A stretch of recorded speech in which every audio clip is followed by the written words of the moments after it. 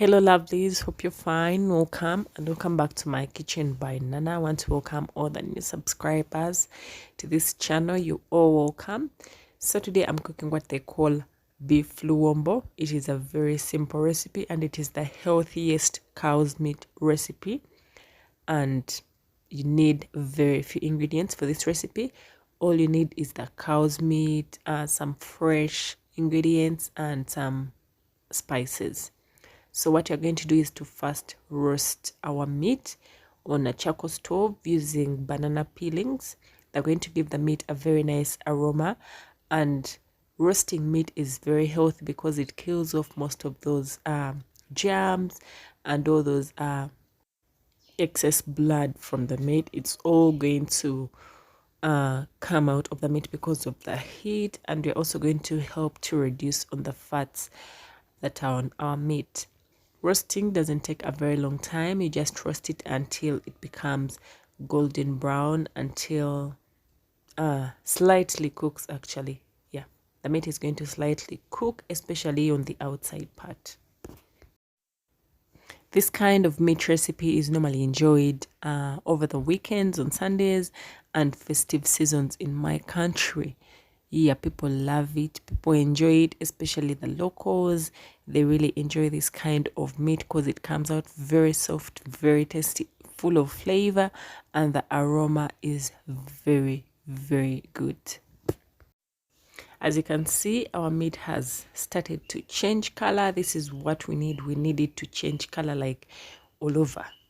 That is what we need. Don't just roast for a second and remove it. No, give it time to roast until it's brownish, and then you can remove it from the charcoal stove. And be careful so that it doesn't burn you. You can use tongs to change the meat in case you don't want to get burnt, because it's really hot here. Yeah, in case you don't want to use the banana peelings, you won't get the flavor that I'm going to get, the aroma, but you may not have them. So what you do, you make sure the heat is very minimal. I actually shared a chicken LUWOMBO recipe some time back, so I'm going to put for you the link down below in the description box, and you can see how to cook it. Kind of similar, but there's a slight difference. So the meat is ready, and I'm chopping it into the desired sizes that I want. You can chop into any size that you want. I prefer a bit small, as you can see. They're not so huge. Some people prefer very huge pieces of meat, but this is what I do prefer. Yeah, so the meat is kind of dirty from all the smoke. Yeah, so what we are going to do, we are going to wash the meat. Make sure you wash it clean and remove all the excess ash on it before cooking it. I'm going to be using very few ingredients in this recipe because I don't want to kill off our flavor. Yeah, we are using LUWOMBO banana leaves. These are small banana leaves that are smoked, or I don't know, they pass them on heat slightly to brown them so that they also get a nice aroma. So if you use so many ingredients, you're going to kill off that flavor and the aroma. So in my pan, I'm frying some red onions. I used one red onion and also some leeks. You can substitute spring onions for leeks. I've added some carrots and some tomatoes, and I'm going to fry them slightly because they're going to cook with the meat while I'm steaming it.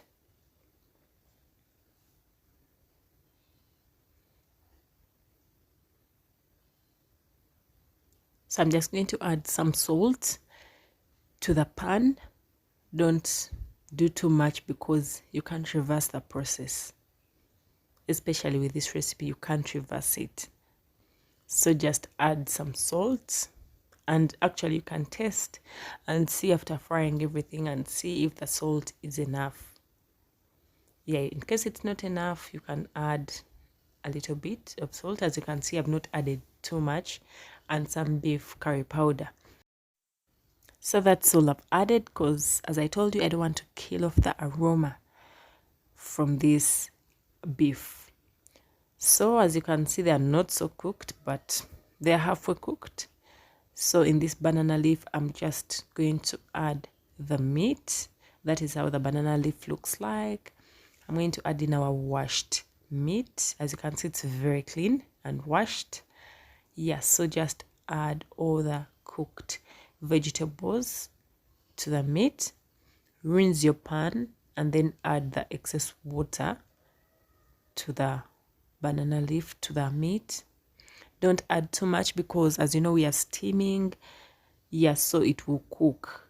If you add too much, it will be watery. So just add what's enough. You don't want to spoil this recipe with a lot of water. Most people actually add a lot of water and it comes out without any taste. So in case you want it very tasty, just add minimal water. In case you can't do this like a lot of meat, just do in small portions, like 4 pieces. Yeah, I think it's easier for some people that way, in case like you can't do a lot. Just tie it with something. What I've used is I think it's called a banana fiber. Yeah, but in case you don't have it, you can tie with anything. You can actually get these banana leaves from markets around you. In case you can't find them, I think you can find them in any African market. So I've been cooking the meat for 2.5 hours. I didn't show you the process of putting it on the source of heat. I think I forgot, sorry. But you can check in my chicken LUWOMBO recipe. You can see how I did it. Just put water and some things down, banana leaves, place it there, and then wrap it on top with banana leaves so that the steam keeps inside. So after our 2.5 hours, this is what we have. Just wait for it.